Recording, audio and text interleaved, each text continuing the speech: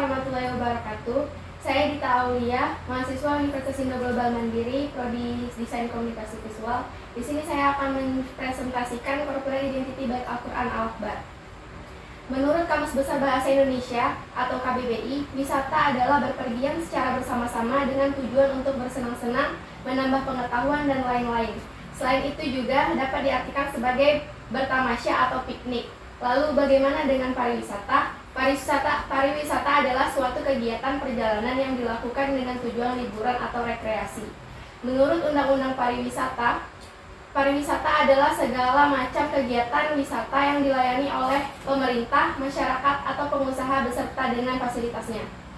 Dapat disimpulkan bahwa pariwisata merupakan kegiatan berkunjung atau mengunjungi suatu tempat dengan tujuan rekreasi, berwisata, atau hanya sekedar melepas penat pada waktu luang atau hari libur bersama keluarga, teman, atau orang-orang terdekat lainnya. Di Indonesia sendiri, dengan kekayaan alam, budaya, dan keberagaman membuat Indonesia memiliki banyak sekali tempat atau tujuan wisata yang sangat menarik, mulai dari tempat wisata yang berhubungan dengan keindahan alam, budaya, sejarah, religi, pendidikan, dan lainnya. Salah satunya adalah Kota Palembang. Kota yang termasuk ke dalam kota tua di Indonesia ini pun tentu memiliki keberagaman wisata. Salah satunya adalah tempat wisata religi yang ada di Kota Palembang, yaitu Bait Al-Quran Al-Akbar yang akan menjadi pembahasan utama pada presentasi ini. Rumusan masalah.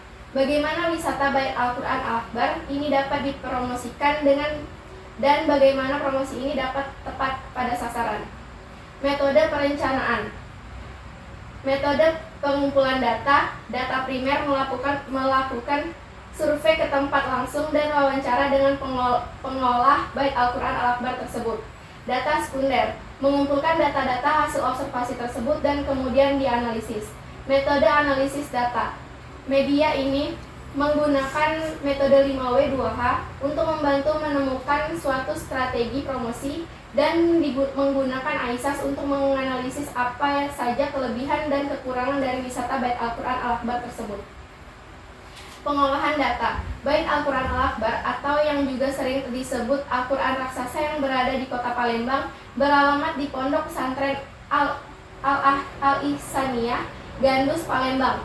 Bait Al-Quran Al-Akbar ini didirikan oleh Bapak Haji Syofwatillah Muhzaib, dan menurut hasil wawancara yang dilakukan penulis kepada narasumber yaitu Bapak Syahponi selaku pengurus dari Bait Al-Quran Al-Akbar ini, bahwa Al-Quran ini sendiri pun diukir sendiri oleh beliau, yang dimana beliau melakukan semua ini berawal dari pengalamannya yang juga sering membuat kaligrafi pada Sultan Mahmud Badarudin II atau yang lebih dikenal dengan Masjid Agung Palembang. Terdapat 30 juz ayat suci Al-Quran yang berhasil dipahat atau diukir dengan ukiran khas Palembang dalam lembar kayu dan menghabiskan kurang lebih 40 meter kubik kayu tembesu dengan biaya tidak kurang dari 2 miliar rupiah. Dan ukiran pertamanya adalah Quran Surah Al-Fatihah, lalu dilanjutkan dengan surah-surah lainnya secara berangsur-angsur, yang dimana hal itu memakan waktu sekitar 7 tahun, yaitu sejak tahun 2002 hingga tahun 2009, di mana masing-masing lembar ukuran halamannya 177 atau 177 kali 140 kali 2,5 cm dan tebalnya keseluruhannya termasuk sampul mencapai 9 meter. Selanjutnya, metode visual design. Layout gagasan atau ide yang menentukan ide-ide gagasan yang akan dibuat pada perancangan wisata Bait Al-Quran Al-Akbar. Layout kasar. Tahap kedua setelah pembuatan layout gagasan atau ide yaitu mengaplikasikan ide konsep yang telah ditentukan dan digambar di kertas menjadi sketsa kasar sebelum mendesainnya di aplikasi agar tidak terjadi kesalahan untuk perancangan wisata Bait Al-Quran Al-Akbar. Layout lengkap dari sketsa kasar tersebut dibuatlah sebuah desain final yang telah dipilih melalui seleksi dan merupakan hasil akhir dari desain perancangan wisata Bait Al-Quran Al-Akbar. Landasan teori perancangan promosi Bait Al-Quran Al-Akbar menggunakan data hasil observasi survei primer dan sekunder untuk dijadikan standarisasi dari perancangan yang akan dibuat sebagai media promosi. Konsep perancangan, strategi media yang diterapkan media utama berupa plakat yang dirancang dengan menggunakan bahan dasar kayu dan juga lafaz basmalah yang terukir pada tengah plakat dengan menggunakan warna emas, yang dimana hal tersebut dapat membangun citra atau mewakili dari bait Al-Quran Al-Akbar yang merupakan ukiran 30 juz Al-Quran. Lafaz basmalah inilah yang menjadi perwakilan dari indahnya ukiran mushaf 30 juz ayat suci Al-Quran. Tujuan media.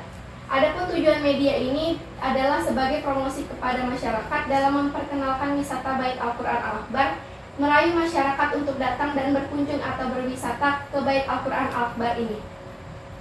Strategi media. Strategi media yang diterapkan meliputi media isu berupa poster yang dirancang dengan menarik sehingga masyarakat tahu dan tertarik untuk berkunjung ke bait Al-Quran Al-Akbar. Pada perancangan ini menargetkan sasaran kepada Kota Palembang, masyarakat Kota Palembang maupun di luar Kota Palembang. Program media. Program media merupakan program kerja realisasi pelaksanaan media mulai dari persiapan media sampai pelaksanaan media sesuai dengan penjadwalan yang telah direncanakan. Pemilihan media yang akan dipakai pada perancangan komunikasi visual promosi bait Al-Quran Al-Akbar ini terbagi menjadi 3, yaitu pre-media atau media isu, media yang bertujuan untuk menyebarkan isu yang nantinya dapat menyita perhatian dan menimbulkan rasa penasaran terhadap bait Al-Quran Al-Akbar. Main media, media utama, media yang dapat memberikan informasi lebih banyak seputar bait Al-Quran Al-Akbar seperti plakat bait Al-Quran Al-Akbar. Media pendukung, media pendukung yang membantu media utama yang untuk menambahkan kesan pada bait Al-Quran Al-Akbar pada target sasaran seperti tote bag, mug, t-shirt, stiker, gantungan kunci, dan lain-lain. Visualisasi desain.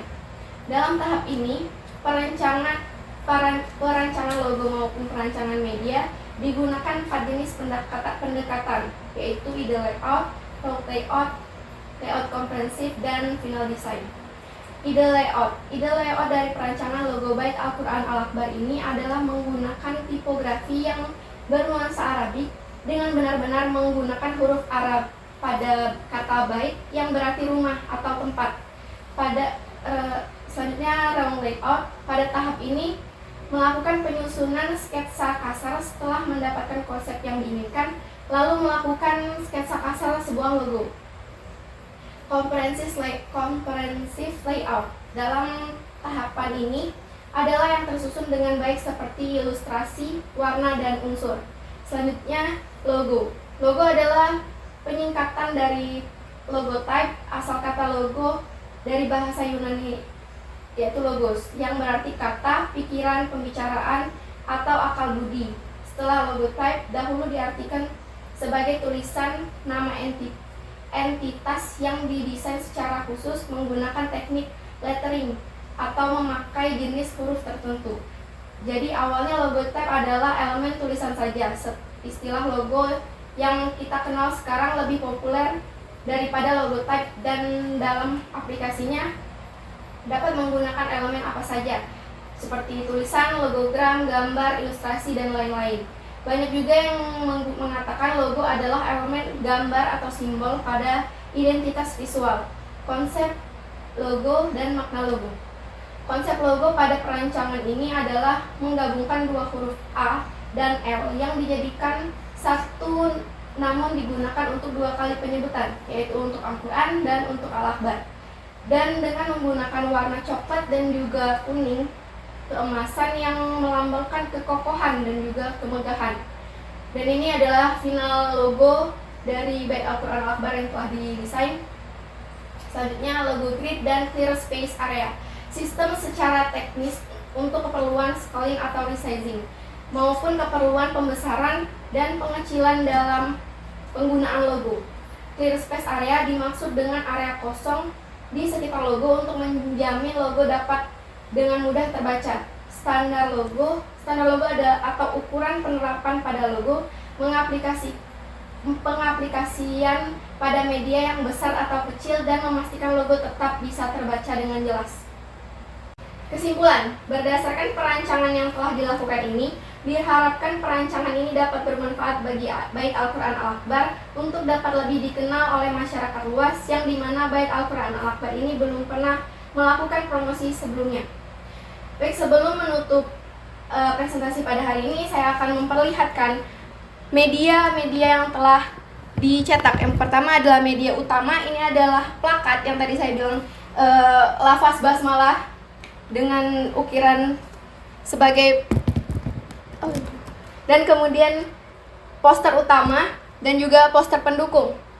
Kemudian ada mug dan juga t-shirt dengan logo Bait Al-Quran Al-Akbar.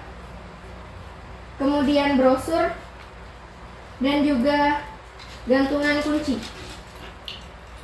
Ada juga stiker yang telah dicetak. Terima kasih. Saya akhiri, wabillahi taufiq wal hidayah. Wassalamualaikum warahmatullahi wabarakatuh.